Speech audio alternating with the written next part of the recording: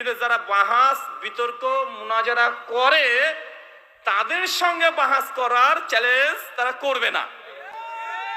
দেখেন আমার কিউটবাকে কতদিন থেকে চ্যালেঞ্জ করছি, কতদিন থেকে বলেছি বেটা তুই 5 মিনিট বসো, ওর মুখ দিয়ে জবান দিয়ে আমার নামটা ভুল করা বের হয় না। তাহলে আপনি কিভাবে বহস করতে চান? বহস কেন করতে চান? কিভাবে করতে চান? আমারে বলেন কি বহস করতে চান? আপনি তো বক্তব্যটাই বোঝেন না। আসসালামু আলাইকুম ওয়া রাহমাতুল্লাহি ওয়া বারাকাতুহু।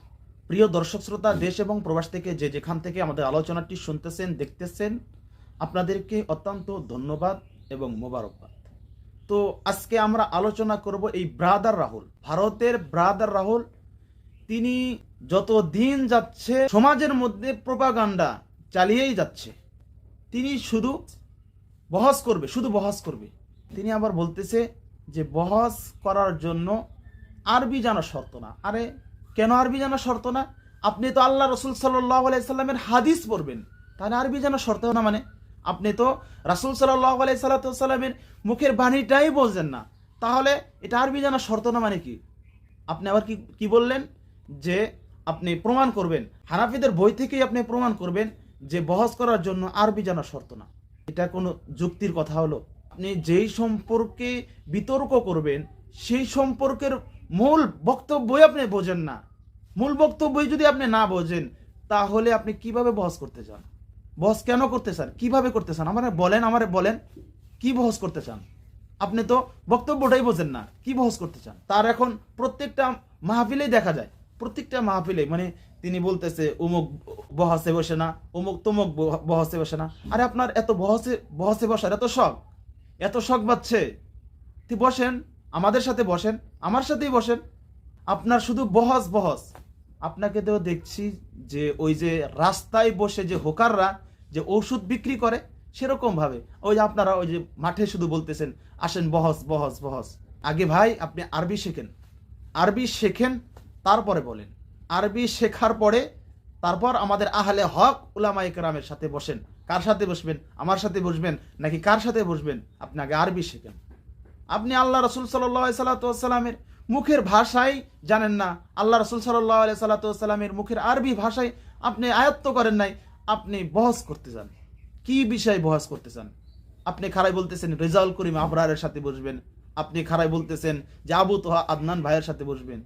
কি একটা অবস্থা! আপনি বলেন, আপনাকে আরবি শেখেন, তারপর বহস বলেন।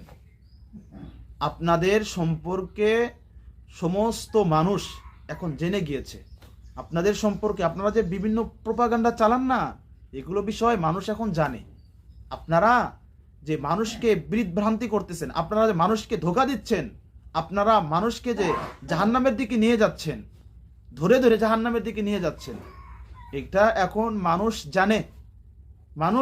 এখন মানুষ শিক্ষিত হতে শিখেছে, মানুষ নামাজ পড়তে শিখেছে এবং কি সব কিছু করতে শিখেছে।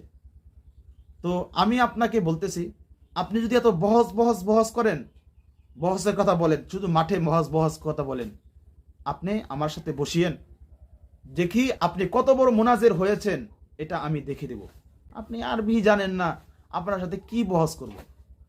এটা তো এরকম হলো যে শিশুর সাথে, ছোট্ট একটি বাচ্চার সাথে বড় একজন লোক বলতেছে যে আমি তোমার সাথে কুস্তি লড়ব। কই হলো ছোট্ট বাচ্চা আর কই হলো বড় মানুষ, সে তো কোনো কিছু শেখে নাই। তা আপনাকে ওই রকম মনে হয় ছোট বাচ্চা, কারণ আপনি তো আরবি জানেন না। তা আরবি যদি না জানেন তাহলে আপনি ছোট বাচ্চা। আপনি রেজাউল করিম আবরার, তিনি আরবি জানে, রাসূলের বক্তব্য বোঝে, সব কিছু বোঝে। আপনি তো আরবি বোঝেন না, আপনি রাসূলের বক্তব্যই বোঝেন না, আপনি তো ওই ছোট বাচ্চার মতো। তা আপনি ছোট বাচ্চার মতো হয়ে, ছোট মানুষ হয়ে, তাহলে বড় মানুষের সাথে কিভাবে বহস করতে চান? আপনার মাথা ঠিক আছে? সেই জন্য বলবো ভাই, আপনি আগে পড়তে শিখুন, আপনি আগে বলতে শিখুন, আপনি আগে আরবিটা শিখুন, অন্তত আরবিটা শিখুন এবং হানাফি মাসলাকের সমস্ত কিছু আপনি শিখুন, তারপর আপনি বহস করতে আসেন। আপনি কি সম্পর্কে বহস করবেন?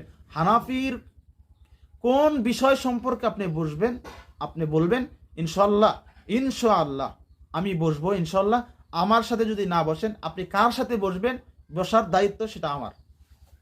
সেজন্য বলবো ভাই, আপনারা আপনারা এমনিতে মাঠে বহস বহস বলিয়েন না, বহস বহস বলিয়েন না। নিজেকে বহস বলে বলে মোনাজের নিজেকে প্রমাণ করিয়েন না। কি মোনাজির আপনি প্রমাণ করতে চাচ্ছেন? শুধু মাঠেই মাঠেই শুধু। অথচ বহস যখন বসে, বহসে যখন বসে, আপনাদের আকাবিররা অনেক বহস থেকে পলায়ন করেছে। এখনো যদি হিসাব দিতে শুরু করি, হিসাব দেওয়া শেষ হবে না যে কতবার যে আপনারা পলায়ন করেছেন। সেই জন্য বলবো ভাই, আপনি একটু আরবিটা পড়তে শিখুন, তারপরে বহসের জন্য আসবেন। সেটা আমার উদারত আহ্বান থাকবো, আপনি আগে পড়তে শিখুন, তারপরে বহসে আসবেন। এই বলে আমি আমার সংক্ষিপ্ত বক্তব্য শেষ করছি। আসসালামু আলাইকুম ওয়া রাহমাতুল্লাহি ওয়া বারাকাতুহু।